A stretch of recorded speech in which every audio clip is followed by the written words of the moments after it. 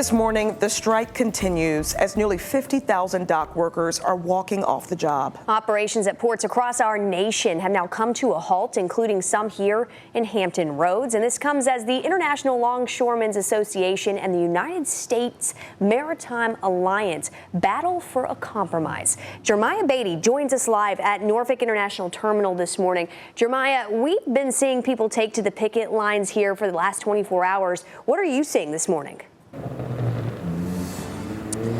Bethany, let me show you. There's still a number of dock workers here standing along Hampton Boulevards in their orange shirt and signs. And the cool thing about it is as drivers are coming through, they are honking in support of what they're doing here this morning. Now, the International Longshoremen's Association wants a contract with a 77% pay raise across the next 6 years and a promise to ban automation, which workers say threatens job security.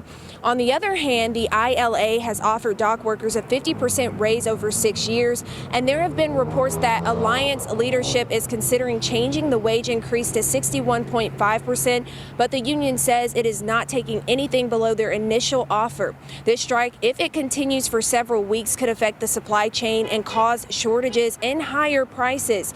Due to the potential threat on consumer goods, one expert says you should avoid panic shopping.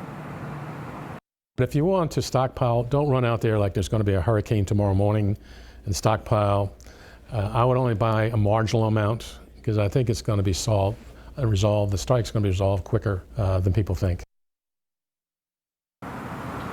So you heard it there. You definitely don't want to rush out and buy anything, but this is already impacting 36 ports. And Bethany, that includes the Port of Virginia, which is the third largest container port on the East Coast. Yeah, Jeremiah, let's talk about the Port of Virginia and what it's really responsible for. We're talking nearly 16% of all port activity on the East Coast. Now, the Port of Virginia alone moved more than $108 billion worth of goods. That's in just 2023. Last year, the Port of Virginia's top two imports were nuclear reactors and electrical machinery. That makes it a big player in both the infrastructure and in the military sectors. Virginia's third largest import is pharmaceutical products, followed by vehicles and furniture, and the 10th most valuable import, toys, games, and sports equipment. Now, if you're worried about holiday gifts,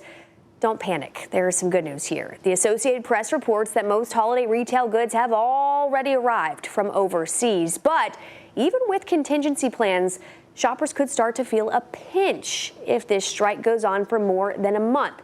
More than a month, but you just heard, this might wrap up quicker than we think.